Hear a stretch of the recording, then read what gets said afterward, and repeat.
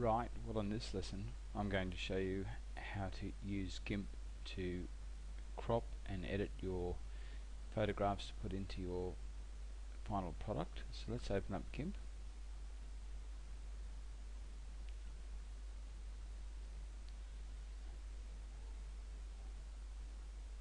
Now, I'll just resize this window. If the channel window disappears at any stage, or the layers window, you can go up to Windows and recently closed docs, and there you see it there, layers, channels and paths. If you click on that, it'll bring that window back, which is really important because we want to look at the different layers. Now remember, a layer is like a sheet of paper, one upon the other. So first of all, let's open up an image. Now there's two ways we can do this. We can either go File and open an image, or if you've got let me just drag this other way. If you've got your images, and I've got quite a series of images here, if you've got your images here, you can click and drag, which is what I'll do now, your image into your main folder. Get rid of that, bring that one back. So there's the current music bar that I've got, or series of music bars. This is the default one that's available to you to use unless you've got your own photos. So I'm going to zoom in fairly close on this. The reason I'm zooming in, it makes it a lot easier to select the file that we need and to edit it. So remember what I was saying earlier, when if you've got standard shapes, you can use the square or the ellipse tool. If you've got a constant background, you might be able to use the magic wand tool, but the main one we're going to use is the lasso tool because it's flexible and easy to get around unusual shapes. Just going to start at one corner of the music bar, click and move my mouse around, holding it down as I go. I only want one of these music bars, so I'm going to follow a steady line along here, back up. Doesn't matter if I'm not perfect because we'll work on that in a minute. Back up the top, nearly finished. It's a straight line back. I could have just double clicked, but I've gone all the way back here, and there you go, I've selected my music bar.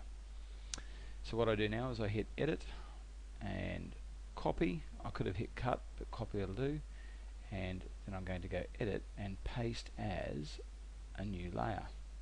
Now the reason I do this, and you can see that there's a double up of the image, is that over here you can see that it's pasted it back from the clipboard into a new layer, and that dotted background means that the background of the layer is transparent, which means there's no background to interfere with what we're doing. So let's just have a quick look at this. If I turn off the original background, you can see that that is now a music bar cut out and all by itself. So I'm actually going to get rid of this background layer. I'm going to click on it and drag it down to the rubbish bin. Alright, let's try. My aim's not real good. Let's try it again. Click. Now what's going on here? Oh, okay. Let's try deselecting it. Select and none. And let's bring this layer back up and try going back down here again.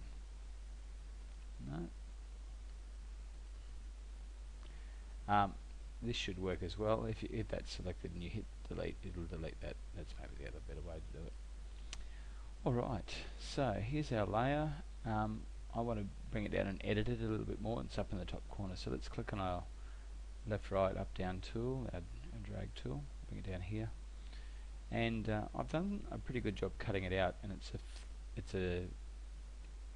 with the textures being all over the place, you really can't tell whether I've cut the edge properly or not.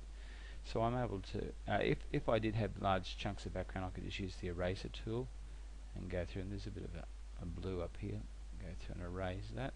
Remembering you can resize the eraser tool here, and I can use my magnifying glass to zoom in just to make sure there's a little bit there I can get rid of. Alright, so I'm just erasing a little bit of that. Now back to my magnifying glass, zoom out. Okay. Now I'm going to use this other tool here, which is the blur tool. It looks like a raindrop, and I'm just going to gently blur, not very much, just the edges, and that'll make it sit really nicely in my final document. It just takes that harsh edge off it just a light touch over. You can see where it's quite sharp along there, and after I rub the blur tool, you can see it blurs it quite nicely along there. Now we're nearly done. This is the music bar, and if I zoom out a little bit more, you can see that it's quite quite a good looking image there. So I now want to save this image with its transparency, so that when I bring it into the next document, all I get is the music bar and no background. So all I do now is I go File, Save As, and a JPEG won't let me. It'll save a background color. So let's go down here to File Type, and there's many different types, but one that'll work really well is a PNG. So come to the PNG, there we go. Make sure it's in the right folder. Mine's in the snack bar folder. If it's not in the right folder, you can choose Browse Other Folders. Okay, and put it in that one, but that's the right folder for me. Music bar, and I'll call it Music Bar 2 because I've already got one saved. And save that. And I just go Export and Save, and I'm done. And let's have a quick look and see what that looks like. If I now open up my Inkscape,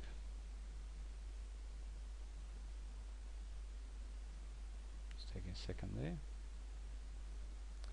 and I go File, Import. Remember I want Music Bar 2, there it is. If I bring that into here, open, okay, embed that, you can see it doesn't matter what my background color is now. I can click on my background color. Let's fill that. Let's bring it a square up. Okay. And show you. I'll drop it down to the bottom. Here's my music bar. If I bring it over the top, you can see that the music bar now is an image all by itself, which can sit quite nicely in there. And I can copy that and paste it in again.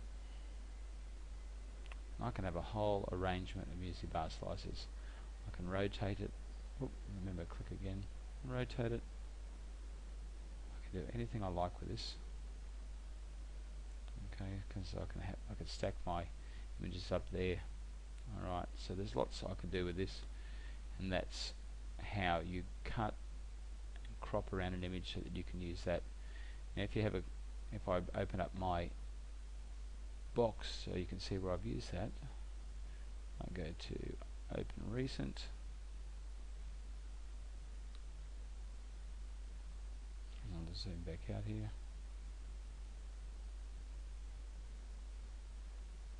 You can see here my image here. I've successfully cropped around my tiger. Okay, and I've got my music bar in there, and I'm going to put a whole heap of other objects in there a little bit later as well. So I've had a lot of fun cropping around these different images and using those. Okay, well, let's see you start using your images, cropping them and saving them so you can use them in your final product. Go to it.